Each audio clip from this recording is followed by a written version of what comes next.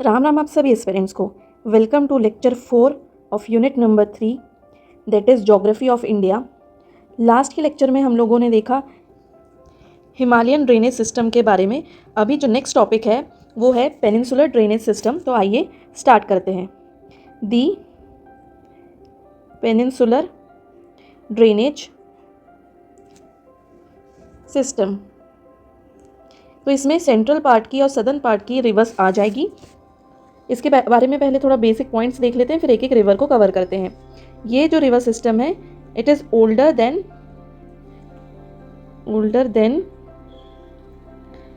Himalayan reverse. Himalayan reverse जो है उससे भी पुरानी ये रिवर्स होती है। इसका एविडेंट है कि ये ब्रॉड है, लार्जली ग्रेडेड, शैलो वैलीज बनाती है ये, और काफ़ी मैच्योर्ड रिवर्स है।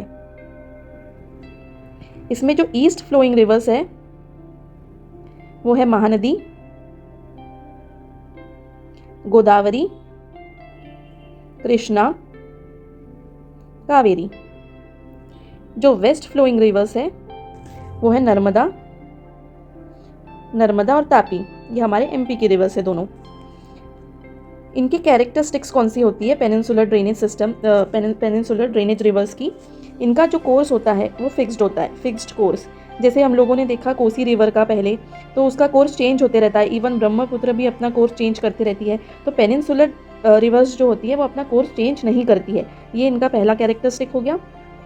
एब्सेंस ऑफ मिएंडर्स की इसमें एब्सेंस होती है। मिएंडर्स कैसे होते हैं मैं यहाँ एक फ़ोटो डाल दूंगी, आप उससे समझ जाएंगे। रिवर्स बनाती है मिएंडर्स, वो इसमें नहीं होती है। नॉन पेरेनियल फ्लो होता है इनका। नॉन पेरेनियल मतलब 12 महीने फ्लो नहीं करती, बीच में हो सकता है कुछ दिन या कुछ महीने सूखी भी रहे, 12 महीने इनमें पानी नहीं रहता है। और नर्मदा और तापी जो है वो रिफ्ट वैली में फ़्लो करती है। इसका भी मैं एक यहाँ फ़ोटो डाल दूंगी, आपको समझ में आ जाएगा कि रिफ्ट वैली कैसी होती है। तो ये हो गए कुछ बेसिक पॉइंट्स। अभी हम लोग एक एक करके सारे रिवर्स जो है वो कवर करते हैं। आइए स्टार्ट करें। पहली जो इसमें रिवर है वो है महानदी। तो इसका जो ओरिजिन है वो है सिहावा जगह में, जो रायपुर डिस्ट्रिक्ट में आता है, छत्तीसगढ़। इसका जो डायरेक्शन है फ्लो का वो छत्तीसगढ़ के बाद ये जाती है उड़ीसा में, फिर फाइनली बे ऑफ बंगाल में जाके डिस्चार्ज हो जाती है। बे ऑफ बंगाल, इसकी लेंथ है 851 किलोमीटर्स की, और कैचमेंट एरिया जो है इसका वो है 1.42 लाख स्क्वायर किलोमीटर्स का। ड्रेनेज बेसिन है इसका एमपी और छत्तीसगढ़ में अगर देखा जाए तो 53% और ओडिशा में है 47%। सेकेंड रिवर हमारी है गोदावरी। ये जो पेनिनसुलर रिवर्स है उसमें की लार्जेस्ट रिवर है ये। इसको और भी नाम देते हैं, वो है दक्षिण गंगा या फिर वृद्ध गंगा। इन दो नामों से भी ये जानी जाती है। ओरिजिन इसका है नासिक में, जो कि महाराष्ट्र में है, और महाराष्ट्र में ये 49% ही फ्लो करती है। उसके बाद ये जाती है छत्तीसगढ़ में, छत्तीसगढ़ से ओडिशा में, ओडिशा से आंध्र प्रदेश में, और उसके बाद वो फाइनली जाके डिस्चार्ज करती है बे ऑफ बंगाल में। और नासिक में अगर पूछे ये कहाँ से ओरिजिनेट करती है तो वो है ब्रह्मगिरी हिल्स, जो कि त्र्यंबकेश्वर में पड़ता है, त्र्यंबकेश्वर। और लेंथ है इस रिवर की 1465 किलोमीटर्स, 65 किलोमीटर्स। अच्छा, ये ब्रह्मगिरी हिल्स दूसरी ये कर्नाटक में भी है जहाँ से कावेरी नदी निकलती है, तो ये दोनों में कन्फ्यूजन नहीं होना, ये वाला अलग है, महाराष्ट्र वाला। कोरिंगा मैनग्रूव्स ये हमें देखने मिलते हैं गोदावरी के डेल्टा ऑफ गोदावरी, जो कि अब हमें पता है कि सबसे बड़े जो मैनग्रूव्स हैं वो है सुंदरबन। वर्ल्ड के सुंदरबन मैनग्रूव्स जो है वो सबसे बड़े हैं, और सेकंड लार्जेस्ट है कोरिंगा मैनग्रूव्स, जो कि गोदावरी के डेल्टा में देखने के लिए मिलते हैं। इसकी जो मेजर ट्रिब्यूटरीज हैं वो है पेनगंगा, इंद्रावती, प्राणहिता, मंजरा। तो यहाँ पर गोदावरी वाला टॉपिक खत्म होता है। नेक्स्ट आगे बढ़ते हैं अगली रिवर पे, जो कि है कृष्णा।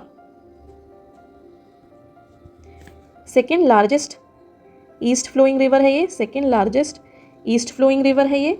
इसका ओरिजिन है महाबलेश्वर में, जो कि सह्याद्री रेंज में आता है। सह्याद्री रेंज ये पड़ती है महाराष्ट्र में। इसकी जो लेंथ है वो है 1401 किलोमीटर्स की। इसके मेजर ट्रिब्यूटरीज है कोयना, तुंगभद्रा और भीमा। कैचमेंट एरिया जो है इसका,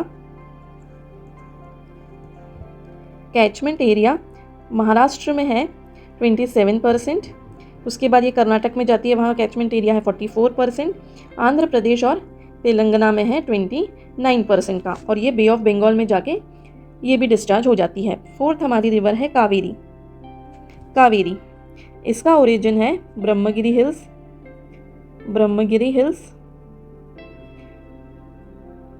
कोगाडू डिस्ट्रिक्ट जो कि कर्नाटका में पड़ता है। इसका लेंथ है 800 किलोमीटर्स। बेसिन इसका केरला में है 3% का, कर्नाटका में है 41% और सबसे ज़्यादा है तमिलनाडु में 56%। इसकी मेजर ट्रिब्यूटरीज है काबिनी, भवानी और अमरावती। तो यहाँ कावेरी भी हो जाती है। नेक्स्ट हमारी जो इम्पोर्टेंट रिवर है वो है नर्मदा रिवर। इसका ओरिजिन हम सब जानते ही हैं, ये अमरकंटक से निकलती है, जिसका एलिवेशन 1057 मीटर्स का है। ये फ्लो करती है, नॉर्थ में इसके विंध्या रेंज और साउथ में सतपुरा रेंज है। ये दोनों के बीच में नर्मदा रिवर जो है वो फ्लो करती है, और ये फॉर्म करती है जॉर्ज। लास्ट वीडियो में हम लोगों ने देखा जॉर्ज कैसे होते हैं। तो ये नर्मदा रिवर जॉर्ज बनाती है मार्बल रॉक्स के और धुआंधार वाटरफॉल भी बनाती है जबलपुर के बेड़ा घाट में। इसकी लेंथ है 1312 किलोमीटर्स की, और ये जाके अपना डिस्चार्ज करती है अरेबियन सी में साउथ ऑफ बरूच। और ये डेल्टा नहीं बनाती है, ये बनाती है 27 किलोमीटर्स लॉन्ग एस्चुअरी क्या होता है मैं यहाँ एक फ़ोटो डाल दूंगी, आप उससे समझ में आ जाएगा आप लोगों को कि ये कौन सा टाइप है डिस्चार्ज का। तो नेक्स्ट रिवर हम लोग देखते हैं तापी। ये भी हमारे मध्य प्रदेश की रिवर है, ये भी वेस्ट फ्लोइंग है। इसका ओरिजिन मुल्ताई जो कि बैतूल डिस्ट्रिक्ट में आता है मध्य प्रदेश के। इसकी लेंथ है 724 किलोमीटर्स की, लेकिन ये सबसे ज़्यादा महाराष्ट्र में फ्लो करती है 79%। एमपी में इसका 15% ही है और गुजरात में 6% है। नेक्स्ट हमारी रिवर है जो कि पेनिनसुलर रिवर्स की लास्ट रिवर है लूनी। ये राजस्थान की लार्जेस्ट रिवर मानी जाती है, largest river system of Rajasthan, और इसकी जो पोजीशन है वो वेस्ट ऑफ अरावली में पड़ती है। इसका जो ओरिजिन है वो पुष्कर से है, और इसकी 2 ब्रांचेस है, सरस्वती और साबरमती।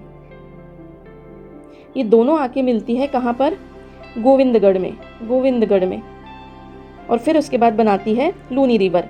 इसका जो फ्लो है वो तिलवारा की तरफ जाता है, उसके बाद साउथ वेस्ट होके रन ऑफ कच्छ को जाके मिल जाती है, ये रन ऑफ कच्छ। और उसके बाद एक पॉइंट ये है कि एंटायर रिवर सिस्टम इज एफेमेरल, यानी कि ये रिवर ऐसे 12 महीने हमें नहीं देखने मिलती है।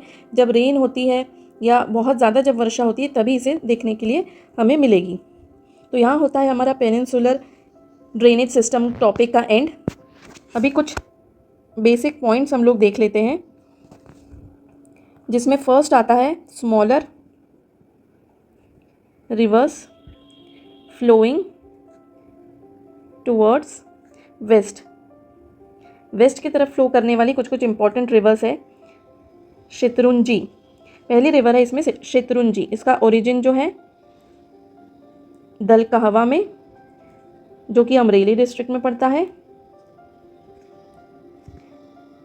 उसके बाद है भद्र रिवर। उसका ओरिजिन जो है वो अनियाली विलेज में पड़ता है, ये राजकोट डिस्ट्रिक्ट में है। थर्ड रिवर है धाधर रिवर। इसका ओरिजिन है गंटार विलेज में, ये पंचमहल डिस्ट्रिक्ट में पड़ता है। और उसके बाद है साबरमती एंड माही, ये गुजरात की कुछ इंपॉर्टेंट रिवर्स है। इसके बाद एक और रिवर है वैतरना। लास्ट लेक्चर में मैंने इसका जिक्र किया था। इसका ओरिजिन जो है वो पूछा गया था MPPSC में, पिछले MPPSC में। तो वैतरना निकलती है त्र्यंबक हिल से, जो कि नासिक में 670 मीटर्स का इसका एलिवेशन है। और एक रिवर है कालिंदी, उसका ओरिजिन है बेलगाम से, बेलगाम कर्नाटका, और ये करवार बे में जाके डिस्चार्ज करती है। नेक्स्ट रिवर है बेड़ती। इसका ओरिजिन है हुबली, जो कि धारवाड़ में पड़ता है, और इसका 161 किलोमीटर का इसका टोटल कोर्स है। शरावती करके एक और रिवर दी गई है, जो कि कर्नाटका से इसका ओरिजिन है, शिवमोगा से। इसका कैचमेंट एरिया है 2209 स्क्वायर किलोमीटर का।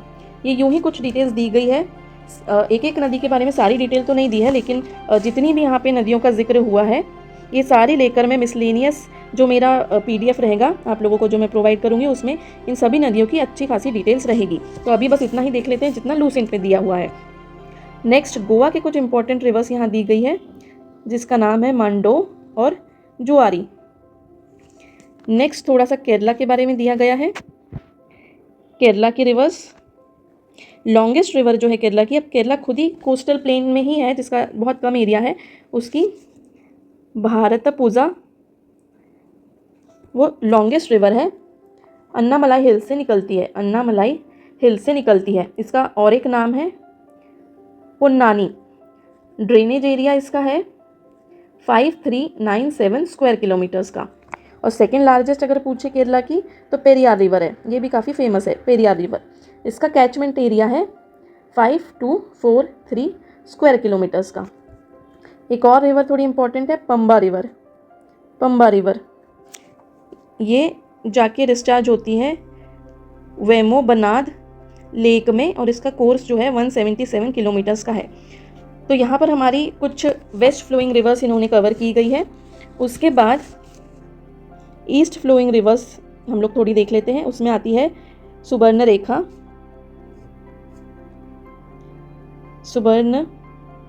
रेखा, बैतरनी, ब्रह्मणी, वंशधारा, पिन्नर, पालर, वैगई। ये बस इन्होंने शॉर्ट में देखे रखा है, बाकी इसकी डिटेल्स हम लोग मिसलेनियस वाले पार्ट में कवर कर लेंगे। यहाँ पर हमारा जो रिवर्स वाला टॉपिक है वो हो जाता है ख़त्म। अब हम बढ़ते हैं नेक्स्ट टॉपिक पे। नेक्स्ट टॉपिक हमारा है water resources and their utilisation.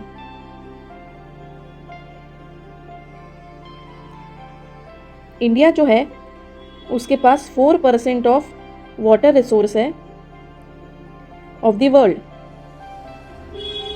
16% of world population को हम लोग सपोर्ट कर सकते हैं, इतना हमारे पास वाटर रिसोर्स है। और 15% ऑफ लाइफ स्टॉक को, लाइफ स्टॉक यानी एनिमल्स, भेड़ बकरी, कैटल्स।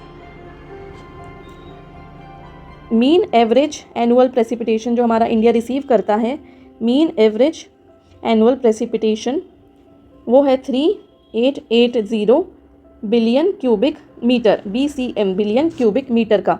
इवेपोरेशन के बाद हमारे पास बचता है सिर्फ 1999.2 बिलियन क्यूबिक मीटर, BCM। और उसमें से यूटिलाइजेबल वाटर अवेलेबल हमारे पास होता है 1122 BCM, मतलब जो हम यूज़ कर सकते हैं वैसा पानी पर एनम की बात चल रही है यहाँ पर। तो ये 1122 BCM में से 690 BCM जो है वो हमको सरफेस वाटर में मिलता है, सरफेस वाटर में, और 432 BCM जो है वो हमको मिलता है ग्राउंड वाटर में। अब ये हमारे पास जो है अवेलेबल है, लेकिन पोटेंशियली हम लोग इसमें से कितना यूज़ कर पाते हैं? हम लोग 690 में से सिर्फ 450 BCM पोटेंशियली यूज़ कर पाते हैं और 432 में से सिर्फ 249 BCM ही यूज़ कर पाते हैं। इसका टोटल हो जाता है 699 BCM पोटेंशियली यूज्ड। तो ये डेटा दिया हुआ है, इसको थोड़ा हम लोग ध्यान में रखेंगे। नेक्स्ट जो टॉपिक दिया है इसमें वो है sources of irrigation in India. Irrigation के इंडिया में क्या क्या सोर्सेस हैं? तो सबसे पहले और सबसे ज़्यादा जो इम्पॉर्टेंट है, जो हमारे मध्य प्रदेश में भी ज़्यादा यूज़ किया जाता है, वो है वेल्स और ट्यूब वेल्स। तो 55.9% ऑफ जो टोटल इरिगेशन है वो इसी से होता है, वेल्स एंड ट्यूब वेल्स से। सेकंड है canals, 31.4% of total irrigation canal से यूज़ किया जाता है। टैंक से होता है 6.1% का, और अदर्स जिसमें कि आ जाते हैं डोंग्स, कूल्स, स्प्रिंग्स इत्यादि चीज़ें, तो इससे 0.6% इससे यूज़ हो जाता है। नेक्स्ट इसमें एक टेबल दिया गया है जो कि है मल्टीपर्पज़ प्रोजेक्ट्स ऑफ इंडिया के बारे में। उसमें रिवर दी गई है, किस किस पर्पज़ से उसका पानी यूज़ कर रहे हैं वो दिया गया है, और पावर हाउसेस अगर उस पर है तो उनका क्या क्या नाम है ये दिया गया है। तो ये पूरा टेबल मैं यहाँ नहीं लिखती हूँ, आपको यहाँ पर मैं फ़ोटो स्टिक कर देती हूँ, थोड़ा वो आप देख लीजिए, उस पर नज़र घुमा लीजिए, एक रीडिंग दे दीजिए। उसके बाद हम लोग बढ़ते हैं नेक्स्ट टॉपिक पे।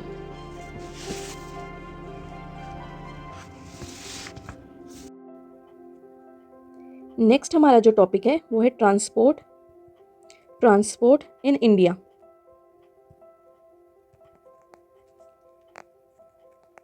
ट्रांसपोर्ट सेक्टर का GVA में कंट्रीब्यूशन जो है 2017-18 साल का वो है 4.77%। GVA का मतलब है ग्रॉस वैल्यू एडेड। तो ये जो 4.77 है उसमें से रोड ट्रांसपोर्ट का जो शेयर है वो है 3.06%, रेलवेज़ का जो शेयर है वो है 0.75%, एयर का जो शेयर है वो है 0.15%, और वाटर का जो शेयर है वो सबसे कम 0.06% का है। अभी 3-4 टाइप्स के जो हमारे ट्रांसपोर्ट है, रोड हो गया, रेलवेज़ हो गया, एयरलाइंस हो गया, वाटरवेज़ हो गया, तो इन सब के बारे में थोड़ा डिटेल में जान लेंगे। तो सबसे पहले हो गया road transport. Economic survey of India 2021-22 की जो रिपोर्ट थी उससे ये पता चला कि टोटल लेंथ ऑफ रोड 31 मार्च 1951 में 3.99 लाख किलोमीटर्स की थी, और 31 मार्च 2021 में 63.71 लाख किलोमीटर्स की है अभी, और ये डेटा उन्होंने प्रोविजनल के तौर पे शेयर किया है। इंडिया का ये जो भी डेटा है 63.71 लाख किलोमीटर, ये second largest of the world है। तो भाई फर्स्ट कौन सा है फिर? तो वो US आता है, जिसका रोड ट्रांसपोर्ट का जो लेंथ है वो है 66.45 लाख किलोमीटर्स। तो अभी इसके थोड़े डिटेल में जाते हैं हम लोग। नेशनल हाईवेज या फिर एक्सप्रेसवेज की लेंथ है 1,36,440 किलोमीटर्स की। स्टेट हाईवेज की लेंथ है 1,76,818 किलोमीटर्स। मेजर डिस्ट्रिक्ट रोड्स या फिर रूरल या फिर और जो अलग तरीके के रोड्स होते हैं वो है 59,02,539 किलोमीटर्स। तो ये टोटल हो जाता है 62,15,799 किलोमीटर्स। ये डेटा आप थोड़ा देख लीजिए, एक नज़र में रखिए, इसे याद करने की मुझे नहीं लगता उतनी ज़्यादा आवश्यकता है। अब हम लोग नेशनल हाईवेज़ के बारे में थोड़ा पढ़ लेंगे। 31 मार्च 2021 के हिसाब से लेंथ जो दी गई है रिपोर्ट में वो है 1.36 लाख किलोमीटर्स। इसको बनाया जाता है, constructed and maintained, national highways को बनाया और मेंटेन किया जाता है बाय सेंट्रल गवर्नमेंट। तो इसमें पहले तो NHAI इसकी देखभाल करता है, national highway authority of India. Second हो गई state PWDs, public work departments. और थर्ड हो गई BRO, बॉर्डर रोड्स ऑर्गेनाइजेशन। ये 3 जो है संस्थाएं वो इस पे ध्यान रखते हैं, कंस्ट्रक्शन का भी काम और मेंटेनेंस का भी काम नेशनल हाईवेज़ का। National highway authority of India ये 1.7% ऑफ रोड नेटवर्क बनाती है और it carries 40% of total road traffic. जितना भी रोड का ट्रैफिक है उसका 40% जो है वो नेशनल हाईवेज पर ही रहता है। NHDP जिसको हम कहेंगे नेशनल हाईवेज डेवलपमेंट प्रोजेक्ट, ये लार्जेस्ट हाईवे प्रोजेक्ट है, highway project that is implemented by NHAI, national highway authority of India. Next topic पे जाते हैं।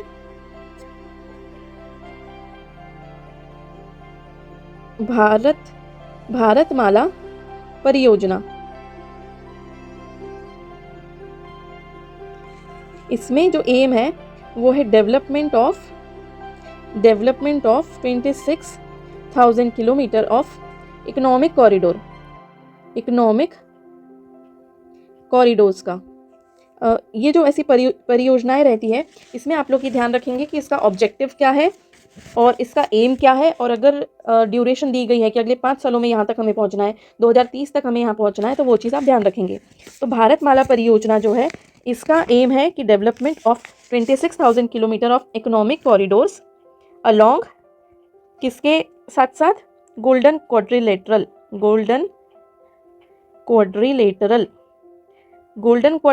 कौन सा होता है? Mumbai, Delhi, Kolkata, Chennai. And golden quadrilateral के साथ साथ और north, south and east west corridors भी इस प्रोजेक्ट में रहेंगे।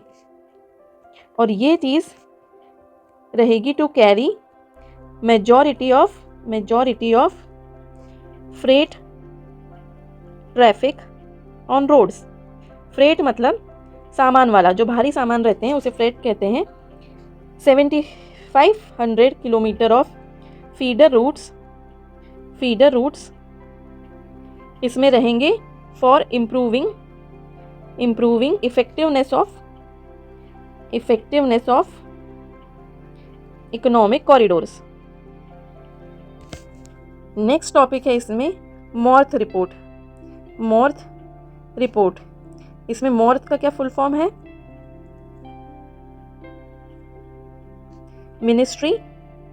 Ministry of road transport and highways. इसके अकॉर्डिंग एवरेज रोड डेंसिटी जो है वो 148 किलोमीटर पर 100 स्क्वायर किलोमीटर की है। डेंसिटी आप याद रख सकते हैं, ये हो सकता है कि पूछ ले। एवरेज रोड लेंथ जो है पर लाख पॉपुलेशन, और ये पॉपुलेशन कौन सी कंसीडर की गई है? सेंसस 2011 वाला, उसके बाद सेंसस हुआ भी नहीं है, तो वो है 402.03 किलोमीटर्स की। इस रिपोर्ट के according length of national highways पर 1000 स्क्वायर किलोमीटर ऑफ एरिया कितनी लेंथ है? 30.4 किलोमीटर की। लेंथ ऑफ नेशनल हाईवेज पर लाख पॉपुलेशन, अच्छा इसका मीनिंग आप लोग समझ रहे हैं ना? नेशनल हाईवे की लेंथ हर 1 लाख व्यक्ति पर कितनी है? तो 8.33 किलोमीटर्स है। इसका मीनिंग इस टाइप से हुआ। आई होप आप लोग इतना बेसिक तो समझते ही होंगे। आगे बढ़ते हैं इस रिपोर्ट की तरफ। लार्जेस्ट शेयर जो है रोड की लेंथ पे वो कौन कौन प्रोवाइड करता है, ये थोड़ा इंपॉर्टेंट मुझे लग रहा है। तो सबसे पहली जो स्टेट है वो है उत्तर प्रदेश, 8483 किलोमीटर्स की, जो कि हो गया 8.47% ऑफ नेशनल हाईवेज। जो पूरे नेशनल हाईवेज है उसकी लेंथ जितनी भी है टोटल, उसका 8.47%। सेकेंड है राजस्थान, राजस्थान काफ़ी बड़ा स्टेट है तो ऑब्वियसली 7906.2 किलोमीटर्स, 7.89% है। फिर आ जाता है महाराष्ट्र, 7434.79 किलोमीटर्स, 7.42% है ये टोटल लेंथ का। फिर आ जाता है कर्नाटक, 6502.29 किलोमीटर्स, ये है 6.49% टोटल लेंथ का। फिर आ जाता है आंध्र प्रदेश, 5231.74 किलोमीटर्स, 5.22% है टोटल लेंथ का। तो ये सीक्वेंस याद रखना। जनरली आजकल एमपीपीएससी ऐसे क्वेश्चंस पूछने लगा है, ऑप्शन में दे देता है आपको ये स्टेट्स आगे पीछे करके, और हम हो जाते हैं उसमें कंफ्यूज। तो अपना कुछ लॉजिक बनाइए, इसमें कैसे भी याद करने का इसका तरीका ढूंढिए और ये ऐसे सीक्वेंसेस याद कीजिए। पहले यूपी, फिर राजस्थान, महाराष्ट्र, कर्नाटक, आंध्र प्रदेश, इस टाइप के आपको याद रखना पड़ेगा। 2018 की रिपोर्ट के हिसाब से लेंथ जो थी वो थी 5959.64 लाख किलोमीटर्स की। रोड नेटवर्क इतना बड़ा था। और 2019 में लेंथ हो गई 1.32 लाख किलोमीटर नेशनल हाईवेज की। ये एक डेटा दिया गया है, बस इसको एक बार देख लीजिए आप लोग। 2014-15 वाले ईयर से लेकर 2018-19, ये जो 5 साल का पीरियड है उसमें जो इन्वेस्टमेंट्स रोड एंड हाईवेज पर वो इंक्रीज हुई है 3 टाइम्स से। मतलब इस साल में अगर 15 करोड़ रुपए इन्वेस्ट किए जाते थे रोड एंड हाईवेज पर, तो 18-19वें साल में 45 करोड़ इन्वेस्ट किए जा रहे हैं। ये इसका मीनिंग है। तो चलिए अभी बढ़ते हैं नेक्स्ट टॉपिक पे। यहाँ एक टेबल दिया गया है। टेबल तो ये पूरा का पूरा टेबल मैं उतारूंगी नहीं, सिर्फ यहाँ पे एक फ़ोटो लगा देती हूँ। वो टेबल को आप लोग एक रीडिंग दे दीजिए। ज़्यादातर अभी नेशनल हाईवेज़ के ऊपर डायरेक्टली क्वेश्चंस तो नहीं पूछे गए हैं एमपीपीएससी में कि नेशनल हाईवे 1 कौन सा है या 8 कौन सा है, इस टाइप के, लेकिन फिर भी लूसेंट में कुछ जो भी दिया है हम लोगों को पढ़ना ही पढ़ना है, उसमें से कुछ भी हमको छोड़ना नहीं है। तो ये टेबल यहाँ पे मैं स्टिक कर देती हूँ। आप लोग इसको एक नज़र इस पर घुमा लीजिए। इसमें दिया गया है कि नए जो नेशनल हाईवेज़ है उसका नंबर क्या है, पुराने जो नेशनल हाईवेज़ थे उनको रिप्लेस करके नया नंबर दिया गया है, तो उसके नंबर्स दिए हैं और उनका रूट दिया गया है। एक बार ये देख लीजिए, फिर हम लोग आगे बढ़ते हैं। एक दो शॉर्ट में पॉइंट्स दिए गए हैं, वो अब हम देख लेते हैं। नेशनल हाईवे 966B और पुराना इसका नाम था नेशनल हाईवे 47A। ये है शॉर्टेस्ट और लॉन्गेस्ट हम लोगों को याद रखना ज़रूरी है। 5.92 किलोमीटर्स का ही है। और कौन सा है ये, स्टार्ट कहाँ से होता है ये, NH66 के साथ जो इसका जंक्शन बनता है NH966B, ये दोनों का जो जंक्शन बनता है वहाँ से लेकर तो विलिंगटन आइलैंड तक के, ये विलिंगटन आइलैंड केरला में है, वेम्बनाड लेक केरला। तो ये याद रखेंगे, ये शॉर्टेस्ट है। लॉन्गेस्ट कौन सा है, लॉन्गेस्ट है NH44 जो कि है 3745 किलोमीटर्स की। पहले NH7 था जो कि वाराणसी से लेकर कन्याकुमारी तक की था। इसकी लेंथ कितनी थी, 2369 किलोमीटर्स की। और अभी इसको कर दिया है श्रीनगर से कन्याकुमारी तक, इसलिए इसकी लेंथ बढ़ गई है और अभी ये सबसे लॉन्गेस्ट बन गया है। तो NH44 ये NH7 के साथ साथ कुछ और नेशनल हाईवेज मिला दिए गए हैं। तो वो कौन कौन से हैं, 1A, 1, 2, national highway 3, national highway 7 ये वाला, नेशनल हाईवे 26 और नेशनल हाईवे 75। ये सब मिला के 44 बनाए हैं, इसलिए इसकी लेंथ अभी इतनी बढ़ गई है। और ये कहाँ से पास होता है, जम्मू कश्मीर और 10 स्टेट्स। तो ये 10 स्टेट्स कौन सी है,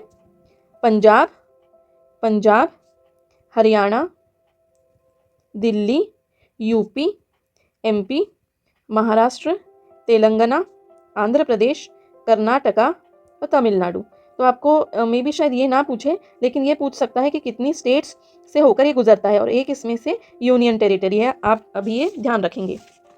तो चलिए अभी बढ़ते हैं नेक्स्ट टॉपिक पे। ये तो हो गया नॉर्थ से साउथ वाला लॉन्गेस्ट। अभी हम देखेंगे कि ईस्ट से वेस्ट, ईस्ट वेस्ट कॉरिडोर का सबसे लॉन्गेस्ट नेशनल हाईवे कौन सा है। तो वो है नेशनल हाईवे 27, जो कि सिलचर असम से लेकर पोरबंदर तक फैला हुआ है, जो कि गुजरात में है, असम से गुजरात। और ये सेकेंड लार्जेस्ट है, सेकेंड लार्जेस्ट। फर्स्ट नंबर पे आता है NH44 जो नॉर्थ से साउथ तक की है।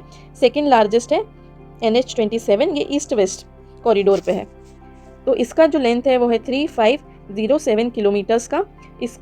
इसको एक नाम दिया गया है जो कि economic pulse of India. NH27 India नहीं, कंट्री, एग्जैक्ट पढ़ेंगे कंट्री। अगर पूछे इकोनॉमिक पल्स ऑफ कंट्री कौन से नेशनल हाईवे को बोला जाता है तो वो है NH27। और ये कितनी 7 स्टेट्स को कनेक्ट करता है, 7 स्टेट्स को कनेक्ट करता है और 47 बड़ी सिटीज़ को कनेक्ट करता है। तो यहाँ पर हमारा जो ये लॉन्गेस्ट नेशनल हाईवेज वाला टॉपिक है वो खत्म होता है। आगे कुछ शॉर्ट में छोटे छोटे टॉपिक्स दिए गए हैं, हम उसको अभी देख लेते हैं। तो इसमें पहला टॉपिक है भूपेन हजारिका सेतु। इसका और एक नाम है ढोला सादिया ब्रिज, ढोला सादिया ब्रिज। ये एक बीम ब्रिज है, बीम ब्रिज। अच्छा, जितनी डिटेल लूसेंट में दी गई है ना, मैं ये पहले भी लेक्चर में आपको बताने वाली थी, पर अभी अच्छा एक एग्जाम्पल मिला है। अभी टर्म आया है बीम ब्रिज। तो मैं जब पहले यूपीएससी के लिए प्रिपेयर करती थी तो मैं ये ऐसे टर्म को गूगल करते बैठती थी, उसके बाद उसके बारे में मैं बहुत डिटेल में पढ़ती थी, जैसे कि मुझे पता नहीं शायद इस टॉपिक पे पीएचडी करनी हो, तो इसमें बहुत ज़्यादा टाइम चला जाता है। और कोई भी एग्जाम आपको ये नहीं पूछने वाली कि बीम ब्रिज का मीनिंग क्या होता है। आपको अगर पूछना भी है इस टॉपिक पे, अगर क्वेश्चन भी आएगा तो वो आएगा कि भूपेन हजारिका सेतु या फिर ढोला सादिया ब्रिज किस टाइप का ब्रिज है। तो आपको ये जानने की ज़रूरत नहीं है कि बीम ब्रिज जो है वो कैसा होता है, कैसा बनाया जाता है वगैरह वगैरह। सिर्फ आप ये नाम याद रखिए कि बीम ब्रिज। इसलिए कुछ भी टॉपिक जो मैं आपको बता रही हूँ, एक्सप्लेन कर रही हूँ, तो इतना डिटेल में नहीं घुस रही हूँ। शायद कुछ लोग जो नए नए एस्पिरेंट है, जैसे मैं पहले सोचती थी 5-6 साल पहले, तो वो शायद सोचेंगे कि डिटेल में नहीं बताती है ये दी, लेकिन उसके पीछे ये रीज़न है। ज़्यादा डिटेल में जाने की ज़रूरत नहीं है, जितना लूसेंट में दिया गया है उतना ही पढ़िए, बस वो टर्म याद रखिए, उसको ज़्यादा समझने की कोशिश ना करें। ठीक है, तो आगे बढ़ते हैं। इसको बस इतना ध्यान रखेंगे कि ये बीम ब्रिज है। हाँ, बहुत टाइम हमारे पास रहता, 2 साल रहते तो शायद हम लोग इसके बारे में देखते, पर उतना टाइम हमको नहीं देना है। हमको जॉब चाहिए, हमको कुछ करना है, हमको उस सब्जेक्ट पे पीएचडी नहीं करना है। ये कनेक्ट करता है असम और अरुणाचल प्रदेश को। और ये किसके ऊपर है? लोहित रिवर के ऊपर है। तो ये भी इंपॉर्टेंट हो जाता है कि भूपेन हजारिका सेतु किस रिवर पे है, तो लोहित रिवर पे है। कौन से 2 विलेज के ऊपर? Village, from village Dhola to village Sadiya, simple. Second है सेतु भारतम प्रोग्राम, सेतु भारतम प्रोग्राम। तो ये लॉन्च हुआ था 2016 में। इसका ऑब्जेक्टिव है building bridges for safe and seamless travel और नेशनल हाईवेज। आपने बीच में एक न्यूज़ सुनी होगी कि सारे नेशनल हाईवेज को रेलवे क्रॉसिंग जो रहती है, तो रेलवे क्रॉसिंग का फ्री बनाना, मतलब कोई भी जो फाटक है वो नहीं रहेंगे अब नेशनल हाईवेज पर। तो उस प्रोजेक्ट का नाम है Setu Bharatam programme. Simple language में मैंने यहाँ बता दिया है। तो नेशनल हाईवेज जो है वो free from railway level crossing रहेंगे, ये इनका एम है। तो इसके लिए ये लोग क्या बनाएंगे? रोड ओवर ब्रिजेस या फिर road under bridges. Next topic, green national highway corridor project, जिसको शॉर्ट फॉर्म में हम ये भी कहेंगे GNHCP। इसको लॉन्च किया गया था 2016 में। तो इसमें 981 किलोमीटर्स अलग अलग नेशनल हाईवेज पे सिलेक्ट किए हैं, राजस्थान के, हिमाचल प्रदेश के, यूपी के और आंध्र प्रदेश के, जिसका अपग्रेडेशन इन्होंने एम किया हुआ है। अपग्रेडेशन से इनका मतलब है इसको इको फ्रेंडली बनाना और ग्रीनरी इस पे तैयार करना, ग्रीनरी। तो ऑब्जेक्टिव इसके थोड़े हम लोग देख लेंगे। पॉलिसी फ्रेमवर्क, फर्स्ट पॉइंट है इसमें, policy framework plantation along national highways. हम लोगों को जब हम लोग बहुत बड़े बड़े हाईवेज पे जाते हैं तो बीच बीच में प्लांट्स लगे हुए दिखते हैं। कई बार क्वेश्चन आता है कि इसको देखता कौन होगा, मेंटेन कौन करता होगा। तो ये सब काम national highway authority of India ही करती है। लोकल के कुछ लोगों को हायर करके इसकी देखभाल और इसके मेंटेनेंस का काम दिया जाता है। तो ये ऐसे ही जो प्रोजेक्ट है उसके अंडर में ये सब चीज़ें की जाती है। और एक और पॉइंट यहाँ ये देखना है कि GNHCP ये जो प्रोजेक्ट है वो अंडर ग्रीन हाईवे पॉलिसी, हो सकता है पॉलिसी का भी नाम पूछ ले, तो ग्रीन हाईवे पॉलिसी जो कि 2015 की थी उसके अंडर में ये प्रोजेक्ट को लाया गया है। तो ऑब्जेक्टिव का सेकंड पॉइंट हम लोग देख लेते हैं, to reduce the impact of air pollution. अब ऑब्वियसली आप प्लांट्स लगा रहे हैं तो एयर पॉल्यूशन भी उससे कम हो जाएगा। Reduce the impact of noise, क्योंकि हाईवे है तो उस पर आवाज़ बहुत होती है, तो वो भी कम करने के लिए। और सॉइल इरोजन भी, आप प्लांट्स लगा रहे हैं तो उसके काफ़ी फ़ायदे हो जाते हैं। एयर पॉल्यूशन कम होगा, नॉइज़ कम होगी और सॉइल इरोजन भी कम हो जाएगा। और सबसे इम्पॉर्टेंट इसमें पॉइंट ये है कि ये किसकी मदद से हो रहा है, तो ये वर्ल्ड बैंक की मदद से हो रहा है। जनरली ऐसे क्वेश्चन आते हैं कि ये जो प्रोजेक्ट है वो किस किस कंट्री की मदद से हो रहा है या कौन सा ऑर्गेनाइजेशन इसमें हमारी मदद कर रही है। तो जिसका आप ध्यान रखेंगे, green national highway corridor project को जो है वर्ल्ड बैंक हमको इसमें हेल्प कर रही है। Next topic, one nation one FASTag scheme. ये तो आप सभी को पता होगा, जो टोल है उसको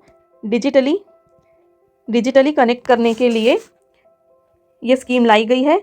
और सीमलेस मोबिलिटी इसमें आपको मिलती है। मतलब आपको जो टोल नाका है वहाँ पे बहुत रुकना नहीं पड़ता, लाइन नहीं लगानी पड़ती, डायरेक्ट आओ, फास्टैग जो है आपका वो स्कैन होगा और आप निकल जाते हैं।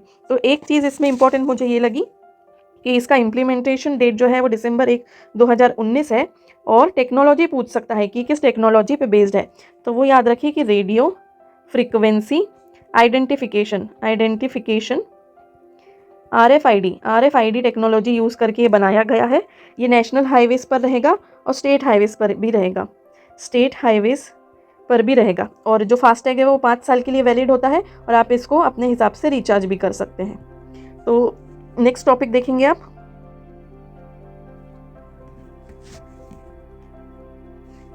Border roads.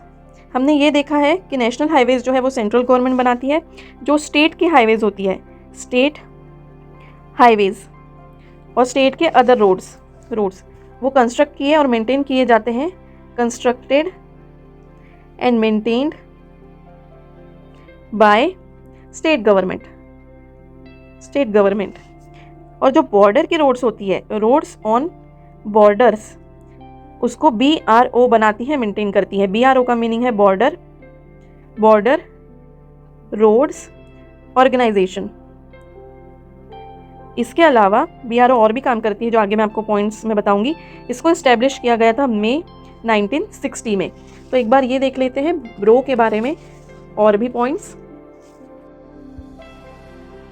ब्रो जो है वो एक एजेंसी है, ये सिर्फ रोड्स के कंस्ट्रक्शन का काम नहीं करती है। रोड्स के साथ साथ एयरफील्ड्स, ब्रिजेस, बिल्डिंग्स, हॉस्पिटल्स और स्कूल्स का भी काम करती है। और बाहर के देशों में भी इनके प्रोजेक्ट चल रहे हैं, तो एक दो का जिक्र यहाँ हुआ है। प्रोजेक्ट दंतक जो है वो रोड इंफ्रास्ट्रक्चर है, भूटान में जो प्रोजेक्ट चल रहा है उसका नाम है। और इन लोगों के जो प्रोजेक्ट है वो म्यांमार और अफ़गानिस्तान में भी चल रहे हैं। अभी नेक्स्ट यहाँ पर वेस्टर्न घाट के पासेस के बारे में दिया गया है और ये टेबल बहुत ज़्यादा इंपॉर्टेंट है। मैं जब पुणेकर से PYQs प्रीवियस ईयर क्वेश्चंस कर रही थी पुणेकर की बुक से, तो डायरेक्टली मुझे ये चारों ऑप्शन जैसे के वैसे एक प्रीवियस ईयर्स क्वेश्चन में दिखे। कौन से ईयर का है अब ये तो मुझे नहीं याद आ रहा, लेकिन आप लोग अब ये पढ़ लीजिए अच्छे से। इंडिया के जो वेस्टर्न घाट है उसके पासेस थल घाट, इसकी ये हाइट दी गई है 580 मीटर्स के एलिवेशन पे है ये घाट। और ये नासिक और मुंबई के बीच में पड़ता है, मुंबई। मैच द कॉलम में था शायद ये कि थलघाट कौन से दो सिटीज़ को मिलाता है और भोरघाट जो है वो कौन से दो सिटीज़ के बीच में, ऐसा क्वेश्चन था वो। ये है 630 मीटर्स के एलिवेशन पे, ये मुंबई और पुणे के बीच में है, मुंबई एंड पुणे। पालघाट ये 305 मीटर्स की हाइट पे है और ये कोयम्बटूर और कोचिन के बीच में है। शेनकोटा घाट ये 280 मीटर्स की हाइट पर है और ये तिरुवनंतपुरम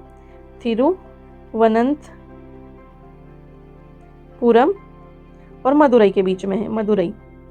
तो ये आप याद रखेंगे। तो यहाँ पर हमारा रोड ट्रांसपोर्ट वाला टॉपिक जो है वो ख़त्म होता है। नेक्स्ट हम लोग बढ़ेंगे रेल ट्रांसपोर्ट पर। इंडिया का रेलवे नेटवर्क भी बहुत बड़ा है, तो ये टॉपिक भी हमारा बड़ा होने वाला है, रेल ट्रांसपोर्ट। रेलवेज जो है वो इंडिया में 1853 16 अप्रैल से स्टार्ट हुई थी। सबसे पहली ट्रेन, शायद ये भी क्वेश्चन पूछा था, अभी मुझे ध्यान आ रहा है कि पहली जो रेलवे है वो कहाँ से कहाँ तक चली थी, या शायद कोई टेस्ट सीरीज़ का है, लेकिन ये क्वेश्चन मुझे ध्यान है कि कहीं पे तो भी ये आया है। तो बोरी बंदर मुंबई से लेके तो थाने के बीच में, ये 34 किलोमीटर्स का रन था। अभी इंडिया में 7325 स्टेशंस है। जो रेलवे रूट की लेंथ है टोटल इंडिया में वो है 67,956 किलोमीटर्स की। फ्लीट जो है वो 12,729 लोकोमोटिव्स है। 67,956 पैसेंजर सर्विस व्हीकल्स है। वैसे तो इतना डिटेल में नहीं आएगा कि ये पैसेंजर सर्विस व्हीकल्स कितनी है, लेकिन फिर भी दिया है तो एक बार देख लेते हैं। 6,372 कोच व्हीकल्स है और 2,93,077 वेगन्स है। अब ये और डिटेल्स है। 57.87% रूट किलोमीटर, कितना इसमें इलेक्ट्रीफाइड है ये दिया गया है। इलेक्ट्रीफाइड तो 57.87% रूट किलोमीटर जो है वो इलेक्ट्रीफाइड है। 67.97% रनिंग ट्रैक किलोमीटर वो इलेक्ट्रीफाइड है। और 68.25 अगर पूछे कि टोटल ट्रैक किलोमीटर कितना इलेक्ट्रीफाइड है तो वो है 68.25। हमारा जो रेलवे नेटवर्क है वो लार्जेस्ट इन एशिया और वर्ल्ड में थर्ड लार्जेस्ट। और इसमें इन्होंने एक पॉइंट ये दिया गया है कि single management.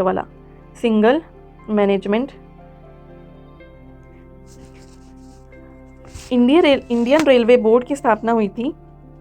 Indian railway board की स्थापना हुई थी मार्च 1905 में, ये आप ध्यान रख सकते हैं। फिर एक छोटा सा टॉपिक यहाँ दिया गया है डेक्कन क्वीन के बारे में। डेक्कन क्वीन तो ये सबसे पहली बार चली थी 1 जून 1930 को। किसके बीच? पुणे एंड मुंबई के बीच में। जैसे हम लोगों ने अभी पासेस के बारे में देखा, रोड के पासेस के बारे में, वैसे ही अभी हम लोग major rail and road routes through passes, इन पासेस के थ्रू रेलवेज जो है उसके बारे में देख लेंगे। तो सेम थलघाट पास है, यहाँ रेलवेज भी है। इसका रूट क्या है? मुंबई नागपुर कोलकाता। भोरघाट है, भोरघाट पास, इसका रूट है मुंबई पुणे बेलगाम Chennai.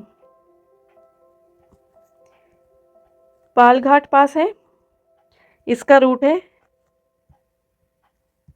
Calicut Thrissur Coimbatore Indore.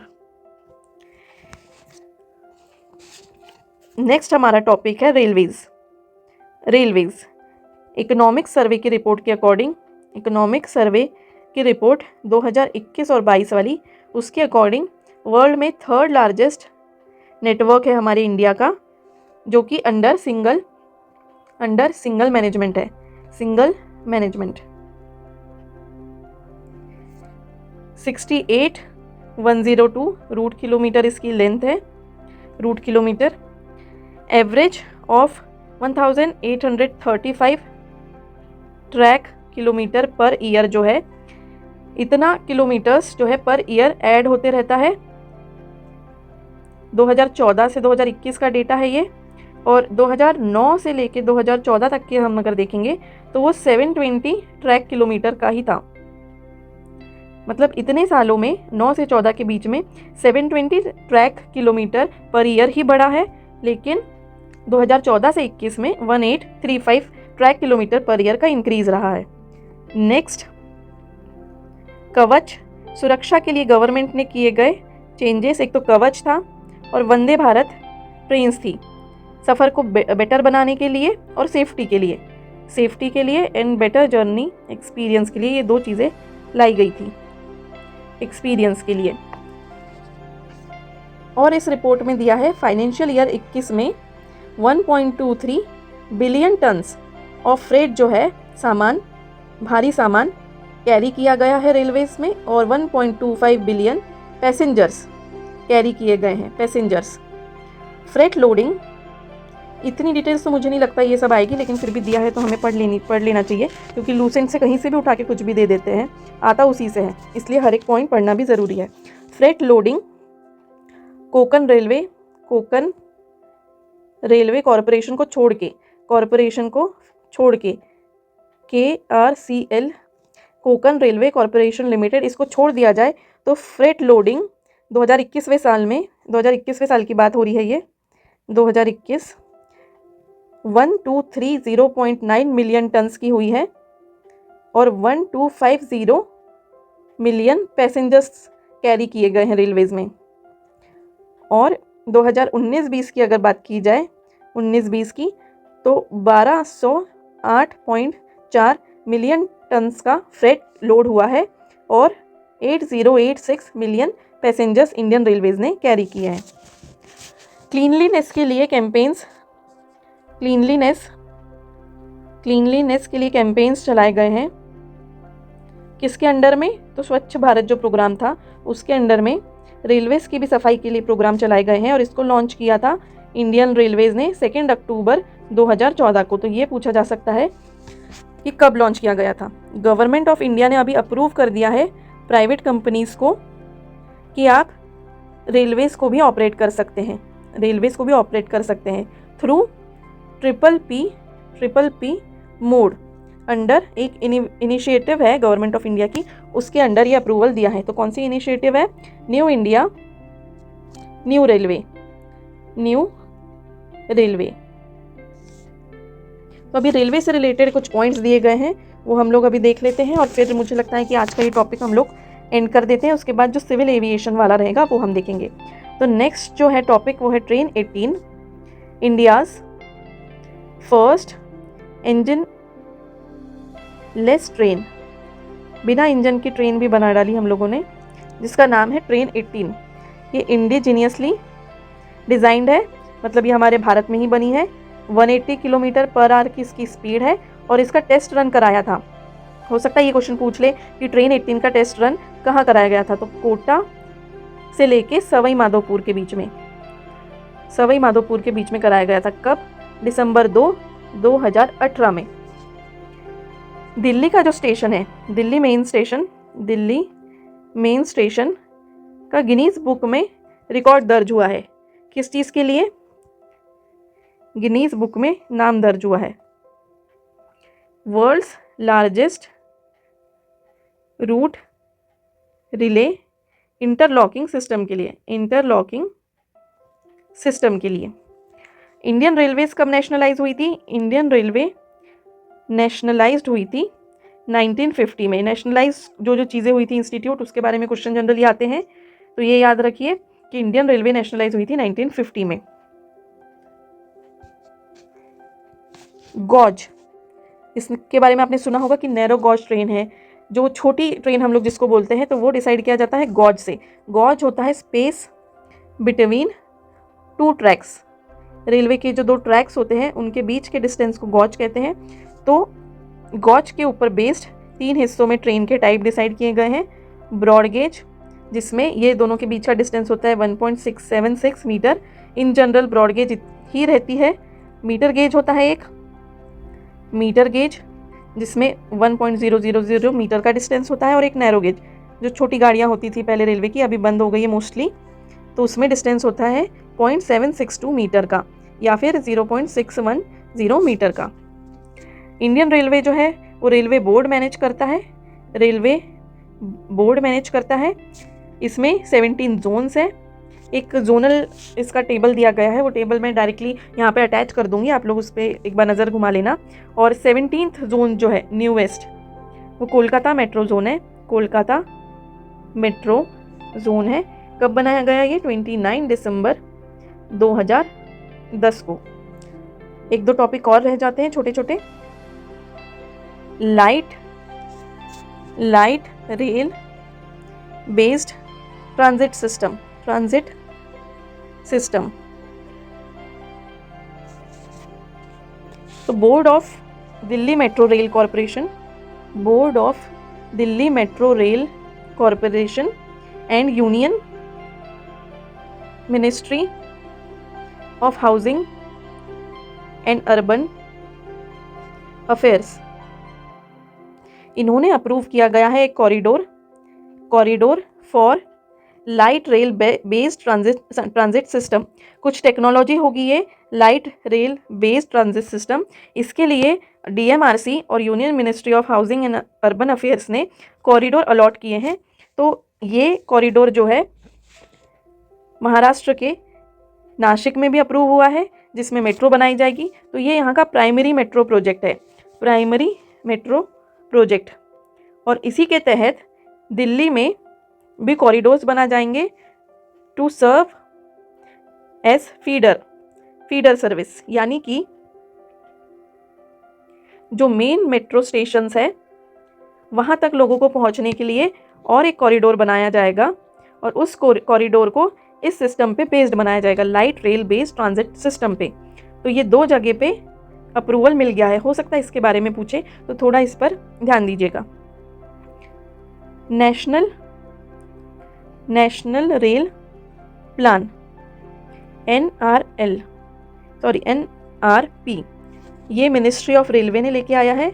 Ministry of railways लेके आई है ये प्लान। और इसका एम है कि 2030 तक एडिक्वेट रेल इंफ्रास्ट्रक्चर हो जाए।